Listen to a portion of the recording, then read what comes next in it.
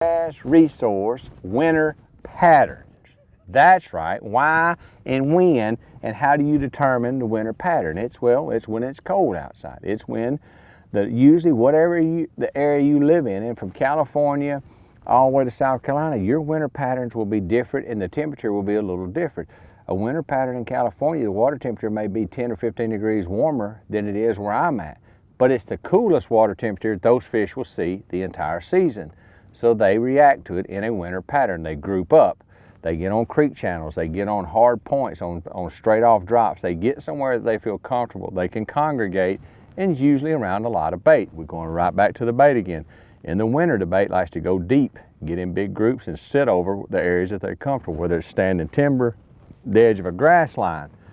That's where the bait's at, so the fish are going to congregate there. They will hold there and sit in that environment till things start to change, which would be several days of sunshine where the water temperature will start to warm and they would eventually start to creep back in. But just because you have one warm front in the middle of your winter don't mean the fish are going to rush to the bank. Those fish know when it's getting closer to spring, so don't try to put them somewhere they're not. If you go fishing and you can look at a calendar and know this is pretty much the peak of our winter, and you study the water temperature and say this is pretty much as cold as it's gotten all winter, even though it's warmed up just a little bit in the last 2 days, they're still on the winter pattern.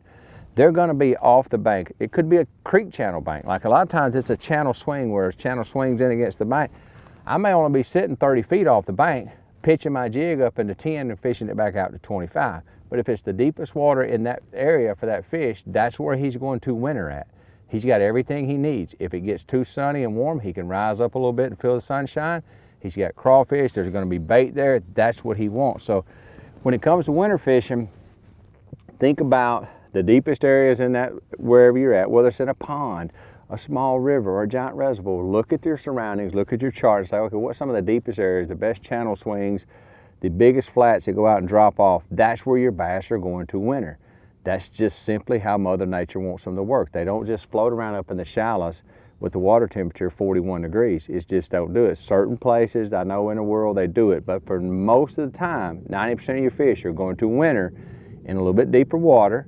They're going to winter around bait, and they're not going to feed all day long every day. You're going to have certain periods during the winter where the fish are going to bite.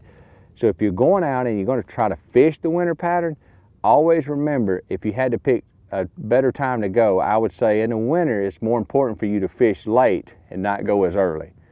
Fish are always going to have a tendency to bite in the winter a little bit better toward the latter part of the day when the water's out, the water warms, the sun's out. So just remember that. When you winter pattern, look for the deepest parts, channel swings, good ledges, creek channel, feed in, hunt the bait, and then remember the later part of the day is better than going early.